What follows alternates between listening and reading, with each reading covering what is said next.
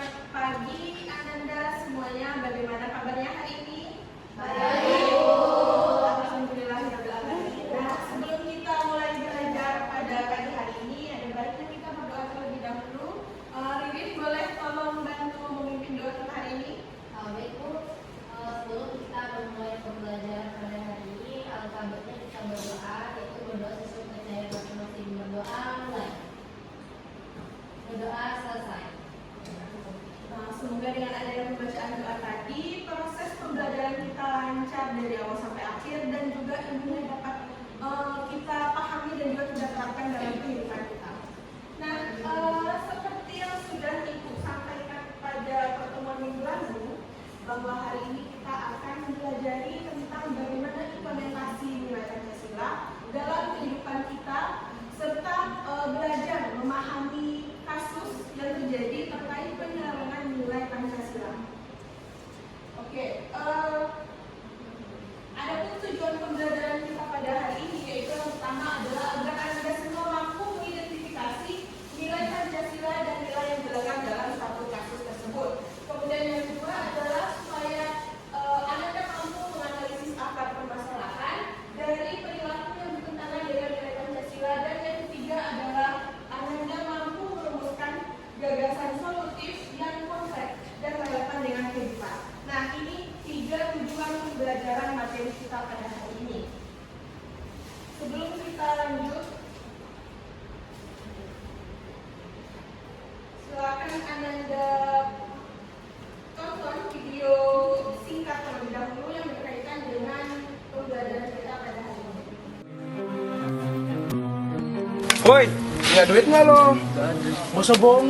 Serius? Udah keliling-keliling. Janganlah. Gak usah ngelawan lo. Udah. Ini apa nih? Kenyang kita. Asik, mantap. Kenapa? Jadi kayaknya si Rido Yang bener lo. Bener. Bahaya tuh. Pegang. Riko.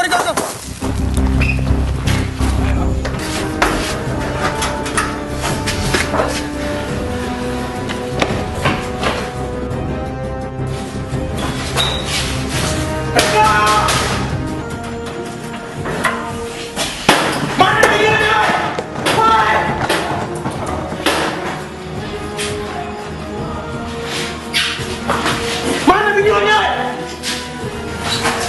Tunggu videonya di kelas nanti mampir. Iya kok.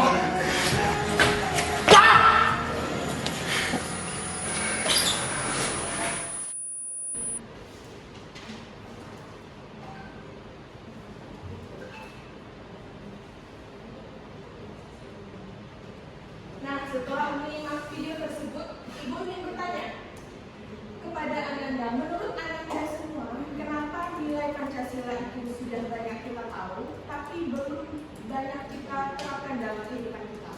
Ada yang tahu? Saya dulu, Silakan Yulia. menurut saya karena orang yang menghafal tapi tidak memahami maknanya Bu. Ya, baik. Ada lagi? Silakan Lidi.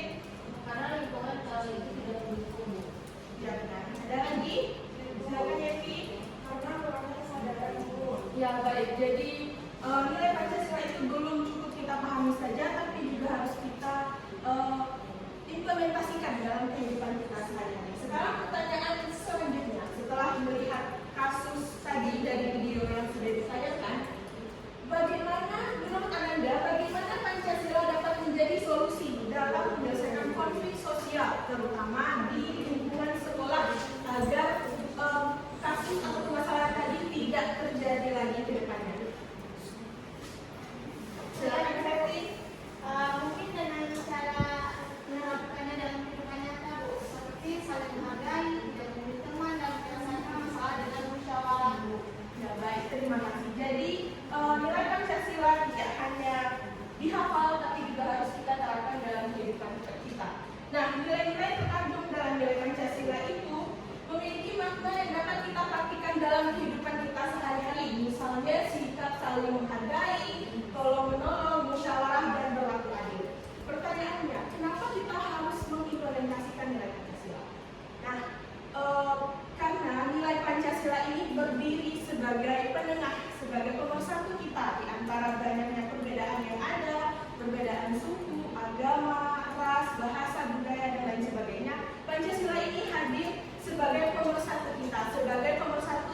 ideologi kita, pemahaman kita dalam menjalankan kehidupan kita baik secara moral maupun hukum. Lalu bagaimana implementasi nilai Pancasila? Nah, sila pertama Tuhan Yang Maha Esa yaitu adalah mematuhi perintah Tuhan dan menjalankan ajaran agama tanpa paksaan. Salah satu contoh paling simpel yang bisa dilakukan karena kita ada di sini beragama Islam semua, yaitu adalah dengan melaksanakan sholat 5 waktu. Kemudian adalah dengan tidak mengerjakan hal-hal yang dilarang oleh agama dan melakukan ibadah tanpa mengganggu urusan ibadah agama lain. Kemudian yang selanjutnya adalah kemanusiaan yang adil dan beradab, yaitu adalah sikap adil kita terhadap sesama, terhadap teman, terhadap orang lain, bahkan terhadap orang asing, dengan sesuai dengan moral yang ada, dengan moral yang berlaku. Kemudian selain ketiga adalah persatuan Indonesia, yaitu menjunjung tinggi persatuan. Maksudnya di sini adalah bukan berarti kita menyamakan perbedaan yang ada, tetapi kita bersatu. Justru dengan perbedaan itu kita bersatu, berdiri dengan berbagai macam ras, suku dan bangsa sehingga memiliki kekuatan persatuan untuk memajukan bangsa dan negara. Kemudian sila yang keempat adalah kerakyatan yang dipimpin oleh hikmat kebijaksanaan dalam permusyawaratan dan perwakilan, di mana salah satu contoh implementasinya dengan mengambil keputusan melalui musyawarah. Nah, misalnya dalam kelas ini ketika ada hal-hal penting, misalnya pemilihan ketua kelas, jadwal piket dan segala macamnya, implementasi sila keempat harus dilakukan, yaitu dengan musyawarah. Dan yang terakhir, keadilan sosial bagi seluruh rakyat Indonesia, yaitu adalah memperlakukan setiap orang dengan setara, baik hak martabat dan hak kewajibannya. Oke, dari materi yang Ibu sampaikan tadi, apakah ada Ananda yang ingin bertanya? Tidak, kalau sudah pas, kita lanjut. Baik, untuk memperdalam pemahaman kita, Ibu akan memberikan tugas kelompok. Silakan, Ibu akan membagikan menjadi 2 kelompok. Silakan duduk ke kelompoknya masing-masing. Oke, baik, terima kasih. Nah, setiap kelompok akan mendapatkan kasus yang sama, tetapi dengan fokus yang berbeda-beda. Nah, kelompok tugas kasusnya adalah yaitu kasus bullying pada saat kegiatan MNLS. Ada salah siswa dari salah satu sekolah yang mengalami perundungan oleh siswa senior.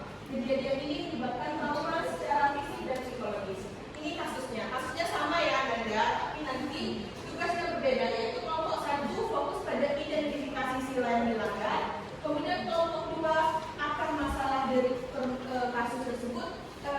Kelompok 2 yaitu solusi dan refleksi kondisi sekolah. Untuk hasil diskusi boleh Anda kumpulkan dalam bentuk sekreatif mungkin sesuai dengan minat belajar Anda sekalian. Untuk instruksi lengkapnya ada pada LKPD ini, silakan Anda baca. Oh ya, di LKPD ini pada lembar paling akhir akan ada refleksi pribadi yang Anda isi secara mandiri yang nanti harus dikumpulkan setelah jam terakhir ya Anda. Silakan melakukan diskusi kelompok terlebih dahulu.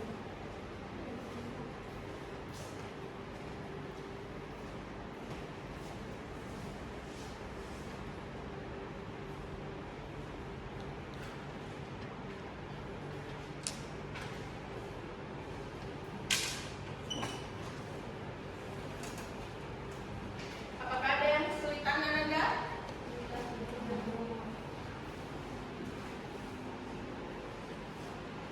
Sudah diskusinya, kalau begitu silakan kelompok 1 untuk menampilkan hasil diskusinya sendiri saja. Nanti untuk kelompok 2 silakan memberikan pertanyaan, saran ataupun kritik sembari menilai kelompok yang sedang tampil sesuai dengan rubrik yang ada pada LKPD. Silakan. Yaitu Ibu dari kelompok 1, kasus perundungan yang terjadi saat MPL SD SMP Negeri Blitar merupakan pelanggaran yang terhadap sila kedua kemanusiaan yang ada dan beradab, tindakan kekerasan fisik maupun verbal merendahkan martabat martabat manusia dan bertentangan dengan nilai keberadaban dan yang seharusnya dijunjung tinggi dalam institusi pendidikan. Selain itu, sila ketiga, persatuan Indonesia turut tercedera karena di tangan tersebut menciptakan perpecahan, rasa takut, dan rusaknya rasa persaudaraan antara siswa yang seharusnya dibangun sejak awal masuk sekolah. Selanjutnya dilanjutkan dengan kelompok saya. Baik. Oke, Bapak Ibu, di sini saya akan melanjutkan penjelasan dari Yasmiani, di mana akar masalah dari kasus ini secara kultural terletak pada langgengnya budaya senioritas yang salah kaprah. Dari sisi sistematik, akar masalah utama adalah gagalnya fungsi pengawasan. Celah pengawasan ini yang dimanfaatkan oknum untuk melakukan tindakan di luar prosedur resmi. Berikut kami tampilkan link hasil diskusi kelompok. Ya, baik. Apakah ada dari kelompok lain yang ingin bertanya? Oke, terima kasih. Selanjutnya silakan kelompok 2 untuk menentukan hasil diskusinya. Baiklah, di sini saya melakukan dari nomor 2 akan menentukan hasil diskusi dari kelompok kami. Ada solusi dan materi yang harus diambil adalah penegakan sanksi yang tegas namun tetap edukasi bagi pelaku. Kasus nanti dan psikologis yang masih bagi korban untuk memberikan korbannya. Selain itu, mediasi yang terakhir perangkat juga diperlukan agar masalah tidak terlalu larut dan menjadi kesulitan bagi kedua korban yang berkorban. Solusi jangka panjangnya adalah transformasi ekonomi dan masyarakat menjadi kegiatan yang sifatnya efektif dan berbasis karakter tanpa berkegiatan dalam ranah sekian dari saya dan akan dilanjutkan oleh teman saya. Baik, terima kasih Tuan. Saya akan melanjutkan presentasi mengenai hasil diskusi stok performa di sekolah, yaitu sebagai refleksi kondisi sekolah. Insiden ini menjadi alarm keras bagi bahwa persatuan dan di sekolah tidak akan berarti jika iklim dipenuhi penuh dengan ketakutan. Sekolah seharusnya menjadi tempat yang aman bagi anak, tapi kegagalan dalam didik siswa saat PRTS menunjukkan bahwa penerapan nilai siswa di lingkungan tersebut masih sebatas hafal teori, belum menyentuh pada level aktualisasi perilaku dan juga kebijakan. Sekian presentasi dari saya. Ya, baik. Dari peserta kelompok 2 tadi, apakah ada yang ingin bertanya? Oke, terima kasih. Nah, dari hasil analisis kasus yang sudah dilakukan oleh kedua kelompok tadi, kita bisa menarik satu benang merah, yaitu di mana bahwa kasus ini bukan sekedar perkelahian biasa, tapi juga luka bagi sila kedua dan sila ketiga Pancasila. Kenapa itu bisa terjadi? Kelompok 1 tadi sudah membedahnya, ternyata ada akar budaya senioritas yang salah dalam masalah dan sistem pengawasan sekolah yang sempat lengah. Kemudian kelompok 2 juga memberikan solusi bahwa penegakan sanksi yang tegas dan edukatif serta pendampingan psikologis yang intensif bagi korban dan refleksi alarm keras untuk sekolah, yaitu prestasi akademik tidak berarti jika lingkungan penuh ketakutan dan sekolah harus menjadi tempat paling aman untuk siswa. Nah, pertanyaan terakhir untuk Anda semua terkait kasus tadi. Dari hasil analisis tadi dan dari pembelajaran kita, mana langkah kecil yang bisa Anda lakukan dari mulai detik ini juga sebagai siswa di sekolah supaya kasus seperti tadi tidak terjadi lagi? Ya, silakan ya. Kalau dari saya ya Bu, yang paling simpel adalah berhenti jadi penonton. Nah maksudnya itu kalau lihat teman di pojokan atau diejek, saya mencoba untuk berani untuk menegur atau minimal merangkul teman yang di pojokan itu Bu. Ya, ada lagi? Saya Bu, dengan saya mau aku jelas ada bagian pekerjaan saya Bu. Meskipun saya katakan nanti saya mau membuat adegan sebagai mau belajar. Lain dengan yang kedua Bu. Ya, baik, terima kasih. Jadi kasus ini kita belajar bahwa Pancasila bukan sekedar teks, tapi juga dinding dan nyawa dari segi aturan dan rasa aman yang ada dalam kehidupan kita sehari-hari, salah satunya dalam lingkungan sekolah. Nah, sebelum kita akhiri, Ibu ingin meminta satu orang menyampaikan refleksi akhir dari keseluruhan proses pembelajaran kita. Silakan, Serti. Bu, mari